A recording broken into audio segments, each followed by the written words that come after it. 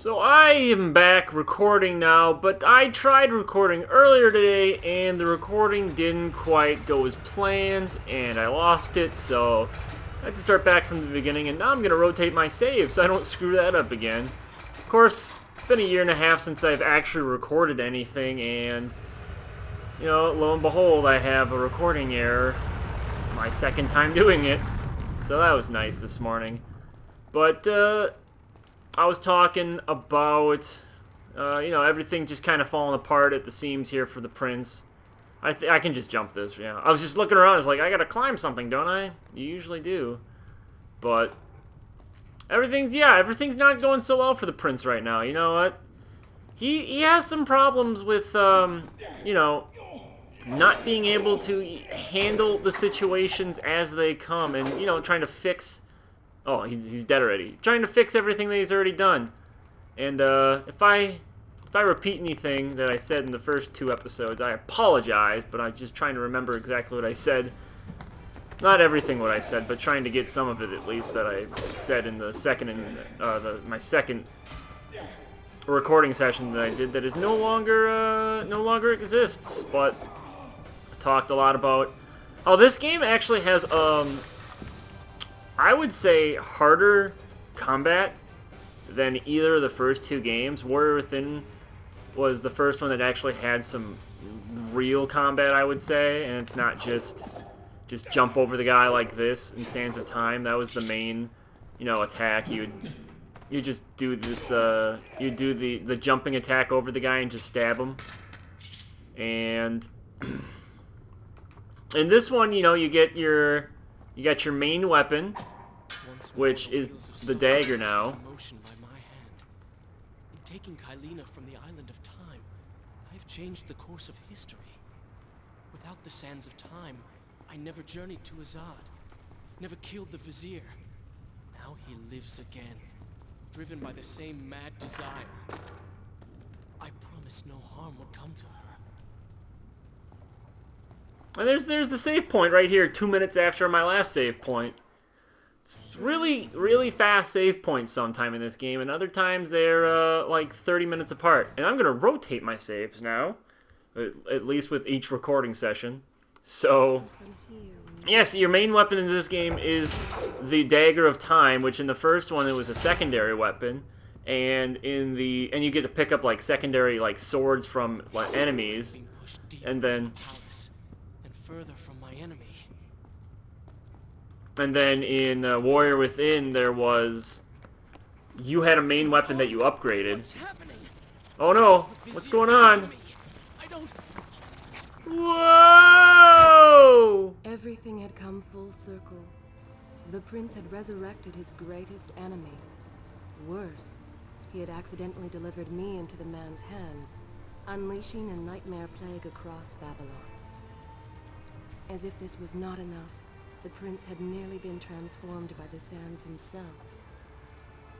Though he had avoided death, he had not escaped entirely untouched. Wake up. So somewhere in that fall, Wake up. the Prince lost his shirt. Wake up. Don't know how that happened, but you know, Prince likes being shirtless. So there's another save point right behind us, like a minute and a half, you know, since the last one. It's like, oh my god. The way behind you is gone, so you will have to find another exit from this. Is this with... And then Warrior Within, I was saying, you get those upgradable swords as you go through it. And you don't even have the Dagger of Time in that game. You got that amulet that Farah gave you that protects you from the sands. And that gives you resume the tale next time? your time travel abilities. Who's there? Hua! Who is that mysterious voice? The Prince wonders quietly to himself. It's a costume change, like the Prince going shirtless. The planks are slippery. That has happened in previous games too. Like in the first Prince of Persia, you go in with that cool costume and you get the Dagger of Time for the Maharaja, and then the Sands of Time are released and you lose your shirt. I guess because, you know, your shirt's really hard to hang on to sometimes, and you just look better without it. Warrior Within, that didn't happen. You had a good costume in Warrior Within. A little goth, but still. Head down. It was cool. And then this one, you actually had a really cool costume in this one too. And then you lose it. You lose most of it due to falling in a pit, I guess. They can't hang on to a shirt if you fall down a pit. That's just rule number 1 in pit technology. You lose your shirt when you fall down it. But let me think. Yeah, these enemies make no sense to me. I guess they're like sewer creatures. That's why they're all like they look like green and slimy. I don't know. Do not seem to like the light. And also, I pointed this out when I was recording the one that didn't actually end up making it anywhere because it disappeared. That like when you kill these sand creatures, they like split into two whole enemies. I'll show you the next time I actually split somebody in half. Apparently when I chop off the head that doesn't happen. But it's like, when you split them in half, it doesn't actually, like, it does a weird thing. Strike while they are blind. Oh, the light, yeah. It's telling me to go into the light, and that'll actually make him a lot easier to fight, which is true. And he'll follow me, so... Ah, I can't see! But look. Like, look at that. They split into, like, 2 whole enemies. Like, it's not like it's making,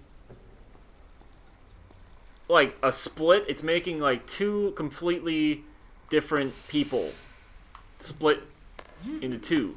I don't know. It's weird. It doesn't make any sense. That might just be, like, an error that happened while porting it or something. I don't know. But yeah, in this game you can drink water too. Drink water, just like Warrior Within. I don't think Prince of Persia had that. It probably did. Sands of Time probably had that too. I just can't remember any instance of it happening. But I like this. I like the Prince of Persia has nice like cameras. Like you get that little eye in the bottom, and it gives you like a room view, which kind of shows you the direction that you need to go. And what you kind of need to do. That's pretty cool. And speaking of like the prince's design here, it's like, I don't know exactly when the prince got those like back tattoos you can see on there, like on the right side, those tattoos. And I think on the left side, those were tattoos as well that just got corrupted by the Sands of Time.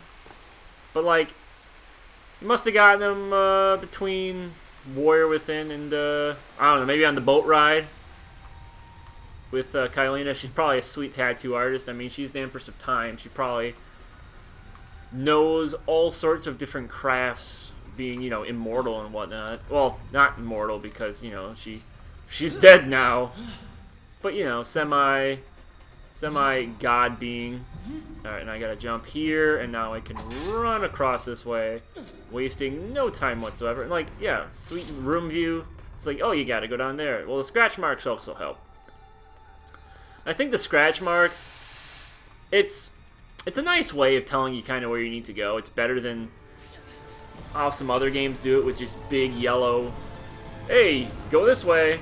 And now we get our first transformation into the Dark Prince, who is really cool, I think. Like, I compare the Dark Prince to the Sand Wraith in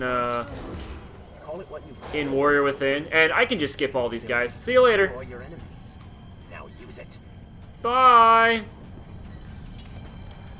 In my first recording, I actually fought all of them, because I was trying to do it right, but couldn't quite not kill them in order to get out of there first. Kill them then. Let their lives replenish yours. Did I go the wrong way there? Does it not? I think so. I don't think I'm supposed to go that way. I think that's the way I jumped. Now I gotta kill these guys really quick, otherwise I'm gonna die. So I might have made the wrong decision there. We'll find out. I gotta hurry. Kill somebody. Hurry. And I'm gonna die. Well, yeah, I compare the Dark Prince to the Sand Wraith a lot just because of the fact that they both slowly get their health depleted over time. And I'm gonna die here just because I went through that without actually getting any health. And also, like, this game is a lot harder, just for combat-wise, than the other games I was saying earlier, because the enemies actually will block you consistently, unlike in Warrior Within and Sands of Time. They'll actually block your attacks. Alright, let me see if I can skip through this fight again and just do it a lot quicker. Yeah, that time, I just... Actually, you know what? What have I become? I don't think any enemies spawned there because I got through the door. Oh, well that was stupid. I guess I didn't get to the end of it. Yeah, I think I just literally jumped back to the door that I went to. So yeah, that wasted some time. But yeah, I don't think any enemies spawned there because I got through the door. And they were like, oh, you must have beaten all those enemies there. I guess, you know, we don't spawn them again. Why would we do that? That's stupid. I'm gonna rewind here because I got a lot of health taken down from that one guy when I was trying to hit this other guy. Alright, yeah, but no, this whip thing that the Dark Prince has is really cool. And I think, though, the concept, like, of a dark being that is, like, a manifest of the main character is a little bit overdone in video games. Like, you know, you can think of, I can think of, like, Dark Link and, like, the shadow beings in Kingdom Hearts. And then there's the overall shadow being of, like, the Shadows, Sora. That's the giant Heartless from the beginning intro of the first Kingdom Hearts game as just dark beings. It's just... It's a theme that's used a lot. And here, like, Dark Prince looks really cool. And like I said, I compare him to the Sand Wraith a lot because they both lose health until you get a sand, which it's not a bad concept. It's you know, it makes you keep having to go forward and makes you always on edge. But like when you had the Sand Wraith in Warrior Within, you already had a lot of your health upgrades. Like right here, I've gotten 0 health upgrades, and it's only half of my maximum health that I could possibly get from finding all the health upgrades. And it's just, it puts you a lot more on edge. Just because, like, I'm trying to do some moves here. What the heck? I was blocking. It's like, none of these guys... Like, they keep blocking. There we go. Okay, I sliced that guy in half. But, it's just a lot harder. Like, I'm playing on normal, too.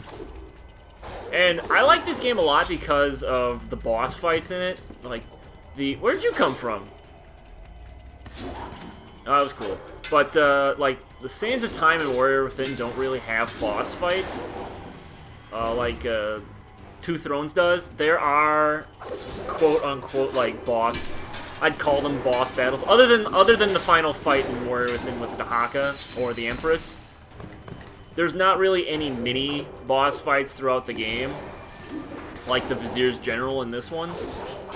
I know there's like those big guys in Warrior Within that throw those exploding beasts at you, but I don't really consider them mini bosses. Those are just more like just obstacles. You have been infected by the sands of time, as I am sure you have noticed. Maybe it's the dagger. Maybe it's all the time you've spent amongst the sands, or amongst the Empress. Ooh. Either way, you are sexy times with the Empress. Mostly? You did just transform into something rather unique, so I think the word is quite appropriate. Oop. I think I'm supposed to run along there. Let me get this other piece of sand here. Look at it this way. You have been given a gift. You're stronger, faster. Uglier. Now. That explains the Now, Prince, that's not very nice to say about yourself. Realized? I am your untapped potential, your unrealized... Ow. Oh, actually, he fell right back onto the thing. That's I am funny. part of you. inside me. You're inside me. Ew, gross. But I do like that the Dark Prince is basically just a manifest of, you know, the Prince of Persia's I wouldn't say darker side, but just like his being around the sands so much that he may just have been slightly corrupted before even the sands of time being rushed over him again. What? Ruin all the fun? Whoa! It's like I got stuck in nothing there for a second. What? Ruin all the fun? It's funny how like water is such a important part of the Prince of Persia story in general. Like, it's how you do your save points in every game in the Sands of Time series. It's how you recover health. It's what stopped the Dahaka from being able to get to you at those certain Dahaka chase scenes in Warrior Within. It stops the Dark Prince from being manifested on you in this game. Oh wow, that just sliced him in half that easily. But it's just overall, it's just the theme of water, and that's also how you get your health upgrades too. You know, water is the essence of life, and I'm gonna go get my first health upgrade. I was complaining about this in my other recording that got lost, but I don't know why it does this in this game where I have to traverse this, I would call mini obstacle course in order to be able to get to the health upgrade, because this little detour, I would call it, isn't hard, and then after I actually get to the health upgrade, I have to go through an actual quote-unquote dangerous obstacle course, where that one is just making me take the time in order to get over there. Like, this is actually dangerous, you know. I actually have to think about how to get through this. It's not just easy.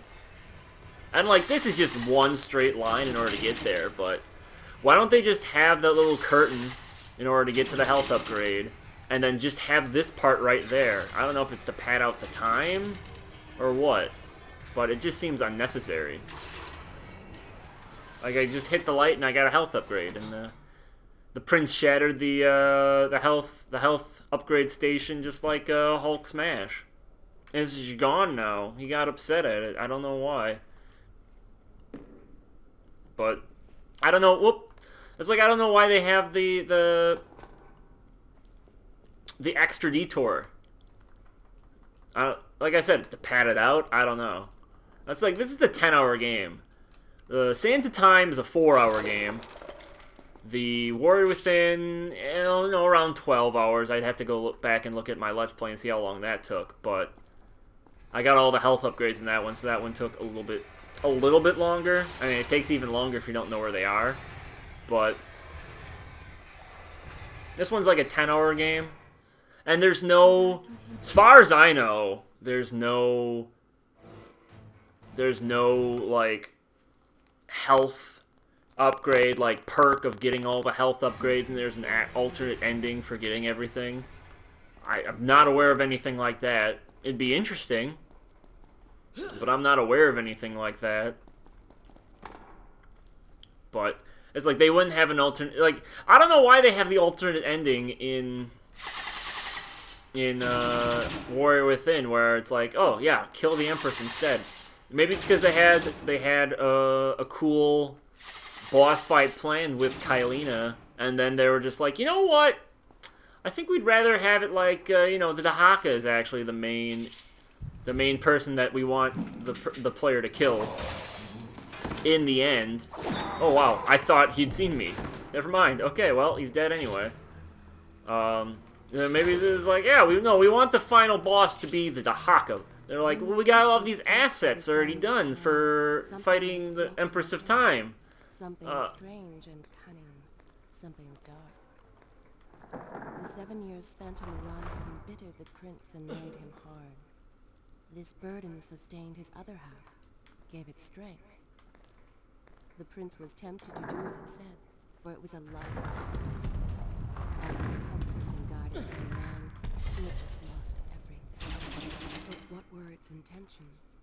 Why did it kill him?